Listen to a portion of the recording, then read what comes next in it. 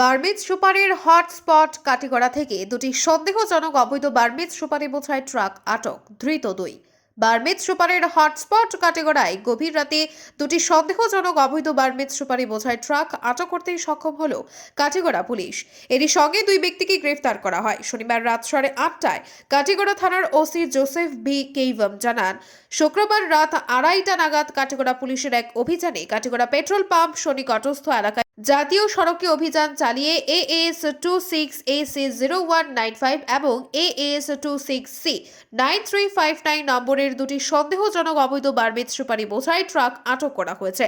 Truck দুটি থেকে 320 বস্তা সন্দেহজনক বার্মিজ সুপারি উদ্ধার করা হয়েছে, যার আনুমানিক ওজন প্রায় 20 টন। এরই সাথে দুই ব্যক্তিকে গ্রেফতার করা হয়। তারা হলো কালাইন ধূমকরের বাসিন্দা মোহাম্মদ শফিকুর রহমানের ছেলে মোহাম্মদ ফরিদ উদ্দিন ও একই এলাকার প্রয়াত রুস্তম আলীর ছেলে মোহাম্মদ মুজাক্কির হোসেন। অবৈধ পাচার বাণিজ্যের এই সিন্ডিকেটের চক্রের তথ্য জানতে উভয়কে কাটিগড়া থানায় রেখে টানা জিজ্ঞাসাবাদ চালিয়ে যাচ্ছে কাটিগড়া পুলিশ। বার্মিজ সুপারির হটস্পট কাটিগড়া থেকে দুটি সন্দেহজনক অবৈধ বার্মিজ সুপারি বোঝাই ট্রাক আটক, ধৃত দুই। বার্মিজ সুপারির হটস্পট কাটিগড়ায় গভীর রাতে দুটি সন্দেহজনক অবৈধ বার্মিজ সুপারি বোঝাই ট্রাক আটক করতেই সক্ষম হলো কাটিগড়া পুলিশ।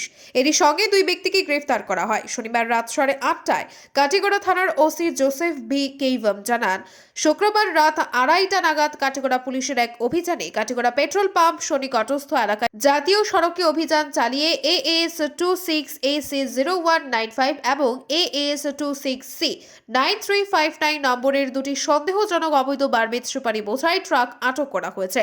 ট্রাক দুটি থেকে 320 বস্তা সন্দেহজনক বার্মিজ সুপারি উদ্ধার করা হয়েছে, যার আনুমানিক ওজন প্রায় 20 টন। এরই সাথে দুই ব্যক্তিকে গ্রেফতার করা হয়।